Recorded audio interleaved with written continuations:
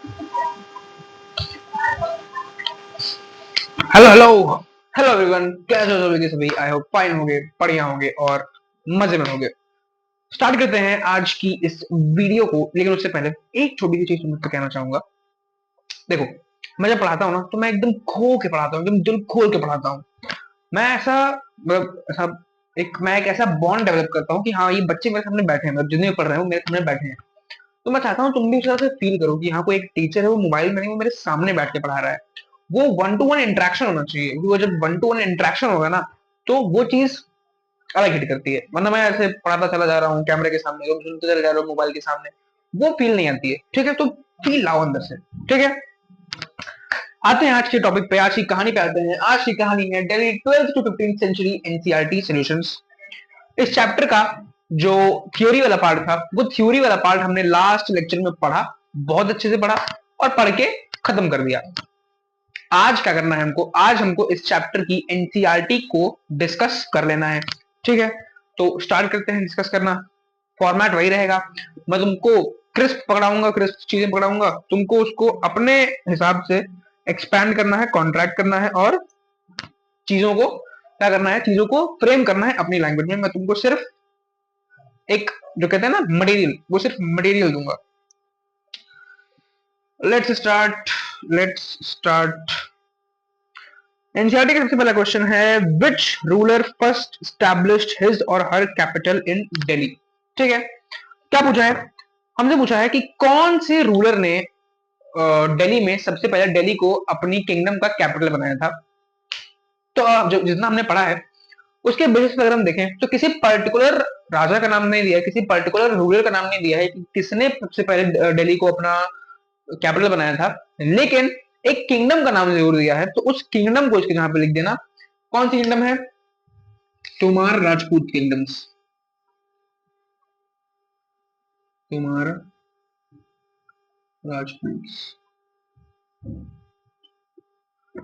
तोमार Rajput kingdom basically जो है, उसने सबसे पहले दिल्ली को अपनी किंगडम का क्या बनाया था, दिल्ली को अपनी किंगडम का कैपिटल बनाया था। ठीक है,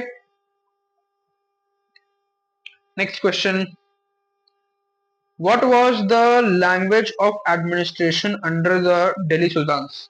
क्या पूछ रहा है, क्वेश्चन पूछ रहा है जो दिल्ली सुल्तान्स थे, उन दिल्ली सुल्तान्स के अंदर जो एडमिनिस्ट्रेशन होता था, जो चीजों को हैंडल करने का काम होता था, चीजों को एडमिनिस्ट्रेशन करने का काम होता था, वो बेसिकली किस लैंग्वेज में होता था। ठीक है, तो हमने पढ़ा है और हमको याद भी है कि दिल्ली सुल्तान का जो एडमिनिस्ट्रेशन होता था वो पर्शियन लैंग्वेज में होता था। किस लैंग्वेज में होता था, पर्शियन लैंग्वेज में। ठीक है,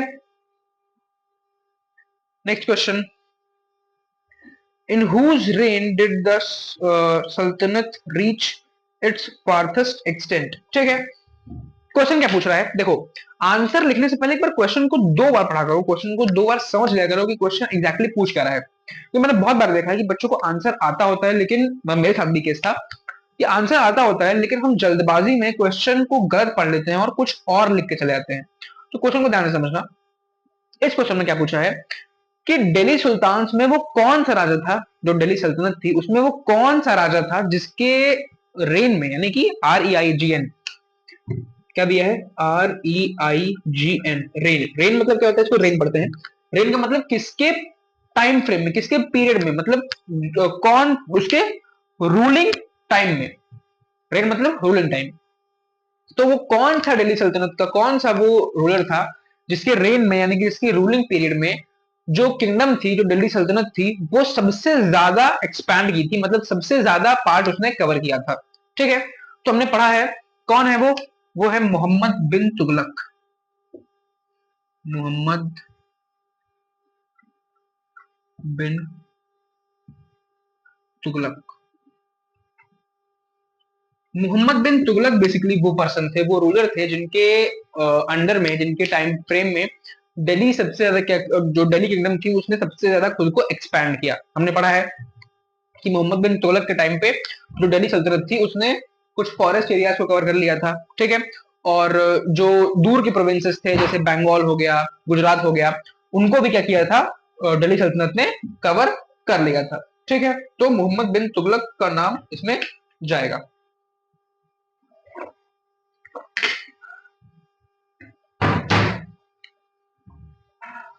नेक्स्ट क्वेश्चन क्या है, from which country did Ibn Battuta travel to India. ठीक है, इबन बटूटा किस कंट्री से इंडिया में आए थे। देखो ये क्वेश्चन, मुझे थोड़ा डाउट है इस क्वेश्चन पे, मुझे तो याद है इसका आंसर क्या होगा, लेकिन ये क्वेश्चन इस टॉपिक को क्या इनके बारे में हमने पढ़ा है, मुझे नहीं लगता कि इनके बारे में हमने इस चैप्टर में पढ़ा है, लेकिन अब क्वेश्चन पूछा है तो आंसर दे देते हैं बेसिकली, क्योंकि मैंने तो पढ़ रखा है हिस्ट्री में। तो मोरक्को, इबन बटूटा जो थे वो मोरक्को से आए थे इंडिया में। ठीक है, इनके बारे में दिया नहीं है एनसीईआरटी में मेरे ख्याल से, लेकिन कभी पूछ लिया तो आंसर कर देना। तो बेसिकली कहां से आए थे ये, मोरक्को से। नेक्स्ट क्वेश्चन क्या है, according to the circle of justice why was it important for military commanders to keep the interest of the peasantry in mind। ठीक है, सर्कल ऑफ जस्टिस के कॉन्टेक्स्ट में क्वेश्चन को मैं सिंप्लीफाई करूं तो क्वेश्चन हमसे क्या पूछता है, जो क्वेश्चन है वो क्वेश्चन हमसे क्या पूछ रहा है कि सर्कल ऑफ जस्टिस को, सर्कल ऑफ जस्टिस के कॉन्टेक्स्ट में, मतलब इसको ध्यान में रखते हुए हमको ये आंसर करना है, इसको ध्यान में रखते हुए हमको ये आंसर करना है कि जो मिलिट्री कमांडर्स थे वो पीजेंट्री के इंटरेस्ट को लेकर क्यों चलते थे, मतलब जो पीजेंट्री का इंटरेस्ट था, जो पीजेंट्री के लिए सही था, मिलिट्री कमांडर्स उसके अकॉर्डिंग ही काम क्यों करते थे, हमको ये आंसर देना है सर्कल ऑफ जस्टिस को कॉन्टेक्स्ट में रखते हुए। ठीक है, तो सर्कल ऑफ जस्टिस बेसिकली जो टॉपिक हमने पढ़ा था, वो सर्कल ऑफ जस्टिस टॉपिक में हमने ये पढ़ा था कि पीजेंट्री एक इंपॉर्टेंट रोल प्ले करती थी किसी भी किंगडम को रन करने के लिए, जिसके चलते पीजेंट्री के इंटरेस्ट को हमको होल्ड ऑन करके चलना पड़ता था, हमको पीजेंट्री को इक्वल जस्टिस देना पड़ता, इक्वल जस्टिस देना चाहिए। ठीक है, ये हमने पढ़ा था इस टॉपिक में। तो आंसर में क्या जाएगा, आंसर में क्या जाएगा कि पीजेंट्री के इंटरेस्ट को माइंड में रख के मिलिट्री कमांडर्स डिसीजन इस वजह से लेते थे क्योंकि पीजेंट्री जो होती थी वो रेवेन्यू पे करती थी, और वो रेवेन्यू जो होता था वो एक इंपॉर्टेंट रोल प्ले करता था किसी भी किंगडम की एडमिनिस्ट्रेशन को हैंडल करने के लिए, जिसके चलते ये देखने को मिलता है कि पीजेंट्री का एक इंपॉर्टेंट रोल था किसी किंगडम के एडमिनिस्ट्रेशन में, पीजेंट्री का एक इंपॉर्टेंट रोल होता था किसी भी किंगडम के एडमिनिस्ट्रेशन में। ठीक है, जिसकी वजह से हमको क्या करना चाहिए, जिसकी वजह से जो मिलिट्री कमांडर्स थे वो इनके इंटरेस्ट को माइंड में रख के चलते थे। ठीक है, ये आंसर लिखना, फ्रेम करना इसको अपने लैंग्वेज में। What is meant by the internal and external frontiers of the सल्तनत। ठीक है, इंटरनल और एक्सटर्नल फ्रंटियर्स के बारे में पूछा है कि इंटरनल और एक्सटर्नल फ्रंटियर्स का मतलब क्या होता था। तो बेसिकली अगर बात करें इंटरनल फ्रंटियर्स की,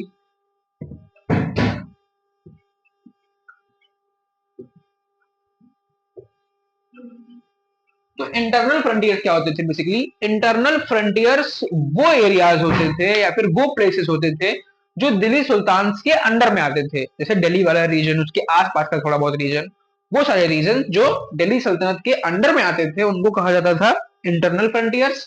ठीक है, और वहीं अगर बात करें एक्सटर्नल फ्रंटियर्स की,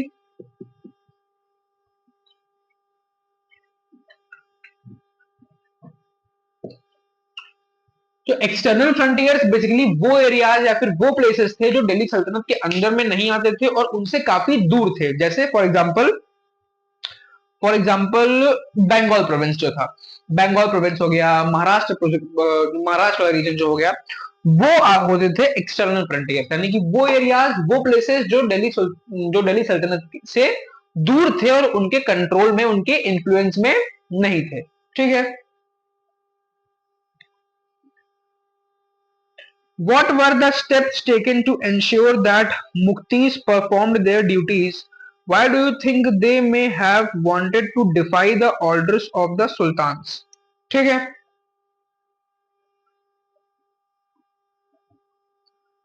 क्या पूछा है बेसिकली, हमसे ये पूछा है कि कौन कौन से ऐसे स्टेप्स थे, एक मिनट, हाँ, हमसे पूछा है कि कौन कौन से ऐसे स्टेप्स थे जो लिए गए थे ताकि मुक्तीज जो हैं वो अपना काम प्रॉपरली कर सके। ठीक है, तो हमने कुछ चीजें देखी थी, उनको पॉइंट्स लिख देना। सबसे पहला पॉइंट क्या जाएगा? सबसे पहला पॉइंट ये लिखोगे कि मुक्तिज प्रॉपरली वर्क करे, उसके लिए क्या इंश्योर किया गया? उसके लिए इंश्योर किया गया स्वैपिंग। ठीक, कि उनको एक जगह से एक जो उनको एरिया जो उनको अलॉट किया जाता था कि आपको यहाँ पे यहाँ का पूरा एडमिनिस्ट्रेशन देखना है, वो एरियाज चेंज किए जाते थे। मतलब एक मुक्ति कुछ टाइम के लिए यहाँ पे होता था किसी एक पर्टिकुलर एरिया में, कुछ टाइम के बाद उसको किसी दूसरे एरिया में भेज देते थे ताकि करप्शन वो ना डेवलप कर सके। ठीक है। दूसरी चीज, अकाउंटेंट्स।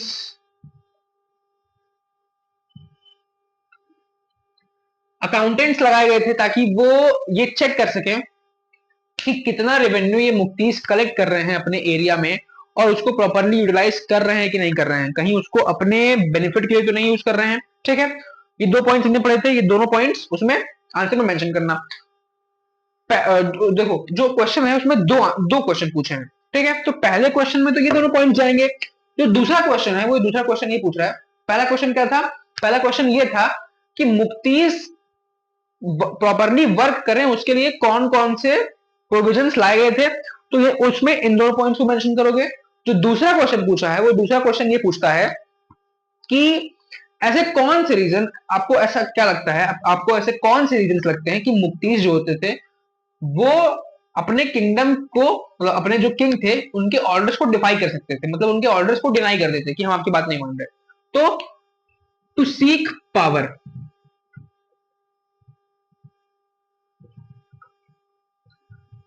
जो दूसरा क्वेश्चन है उसमें जो पॉइंट जाएगा कि उसमें क्या पॉइंट जाएगा कि मुक्ति जो थे वो बेसिकली पावर सीख करने के लिए, पावर को अपने हाथ में लेने के लिए, पावर को कंसोलिडेट करने के लिए अपने जो रूलर्स होते थे उनकी चीजों को क्या कर सकते थे? डिसओबे कर सकते थे। इसी वजह से ये सारे प्रोविजंस लाए गए थे। तो उस क्वेश्चन में ये 3 पॉइंट्स जाएंगे। ठीक है।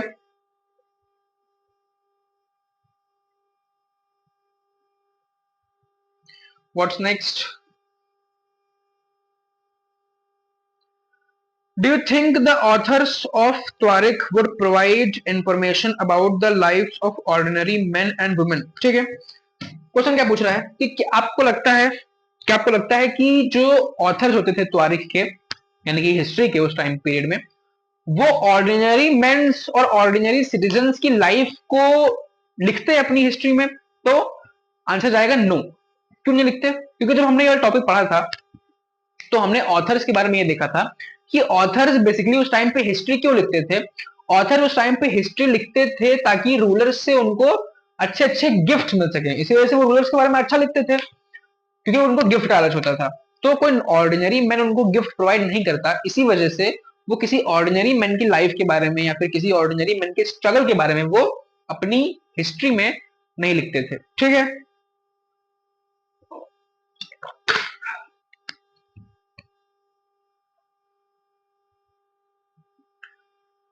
Razia Sultan was unique in the history of the Delhi. Yeah. In the history of Delhi Sultanate, do you think women leaders are accepted more readily today? ठीक है। तो ये कॉन्टेक्स्ट सेट करने वाला एक क्वेश्चन है। ठीक है, कंपैरिजन सेट करने वाला एक क्वेश्चन है। इसमें क्या पूछा है कि रजिया सुल्तान जो थी वो दिल्ली सल्तनत की हिस्ट्री में एक अलग फेज थी। क्यों? क्योंकि वो पहली ऐसी विमेन लीडर थी जिन्होंने दिल्ली सल्तनत का थ्रोन संभाला था। ठीक है, लेकिन फिर कुछ टाइम बाद उनको हटा दिया गया था। तो इसमें ये पूछ रहा है कि उस टाइम के कंपैरिजन में अगर हम आज का टाइम देखें तो क्या वुमेन्स का जो पार्टिसिपेशन है पॉलिटिक्स में वो किस तरह का है? तो कंपैरिजन पूछा है हमने हमसे बेसिकली कि उस टाइम पे वुमेन्स का पार्टिसिपेशन कैसा था पॉलिटिक्स में और आज के समय में वुमेन्स का पार्टिसिपेशन कैसा है पॉलिटिक्स में। तो वो लिख देना। नेक्स्ट चीज क्या है? Last question, question number 10th। Why were the Delhi Sultans interested in cutting down forests? Does deforestation occur for the same reason today? देखो ये भी बेसिकली डिफरेंशिएशन वाला ही क्वेश्चन है।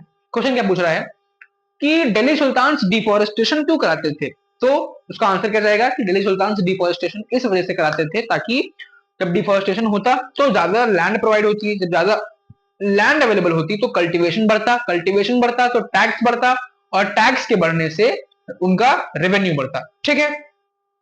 फिर क्या पूछा है? फिर हमसे पूछा है कॉन्ट्रास्ट करने को, कंपेयर करने को कहा है कि क्या जिस कारण से डिफोरेस्टेशन पहले होता था क्या उसी रीजन से आज भी हो रहा है? तो सिमिलर रीजन है, लेकिन सेम रीजन नहीं है, लेकिन सिमिलर है थोड़ा सा। जैसे उस टाइम पे डिफॉरेस्टेशन होता था ताकि कल्टीवेशन को बढ़ाया जा सके, आज के टाइम पे डिफॉरेस्टेशन होता है ताकि सिविलाइजेशन, ह्यूमन सिविलाइजेशन को बढ़ाया जा सके, इंडस्ट्री सेटअप किया जा सके।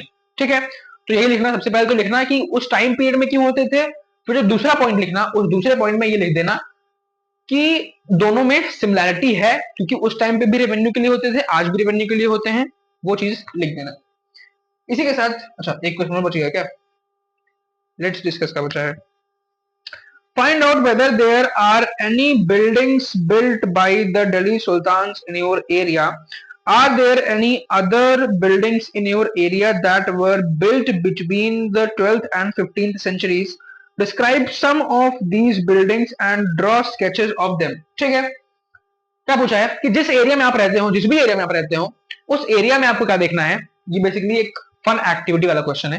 क्या देखना है कि जिस भी एरिया में आप रहते हो, उस एरिया में दिल्ली सुल्तान्स के द्वारा बनाई गई क्या कोई बिल्डिंग है, अगर कोई बिल्डिंग है तो उसका नाम मेंशन करना और उसका स्केच बना देना। ठीक है, फालतू क्वेश्चन है, इसको करने की जरूरत नहीं, छोड़ सकते हो इसको, अगर स्कूल में ना कराते हो तो इसको छोड़ सकते हो। इसी के साथ we come to an end of this chapter. ठीक है, एक और चैप्टर हमारा जो है वो खत्म हो चुका है। हिस्ट्री का चैप्टर नंबर 3 जो है, ये चैप्टर नंबर 3 भी हमारा हो चुका है खत्म। ठीक है, तो लगभग अभी क्या चल रहा है, मई चल रहा है। ठीक है, मई चल रहा है ना, हाँ मई चल रहा है, और मई खत्म होते होते हम अपने सिलेबस को काफी हद तक कवर कर चुके हैं। ठीक है, अच्छी बात है, जितना जल्दी सिलेबस खत्म हो जाएगा उतनी जल्दी हम और नई नई चीजें और ऐसी चीजें जो आज तक क्लास 7th 8th के बच्चों के लिए किसी ने नहीं की वो करेंगे हम। ठीक है, ये हिंट है, I am planning something. Syllabus जैसे ही खत्म होगा, कुछ 1-2 हफ्ते का ब्रेक लेना तुम लोग। ठीक है, फिर we will do something very big, जो आज तक कभी भी 7th 8th की हिस्ट्री में नहीं हुआ, हम वो करेंगे। ठीक है, इसी के साथ एंड करते हैं आज की क्लास को। आई होप सब समझ में आया होगा। ठीक है, bye, love you all, bye.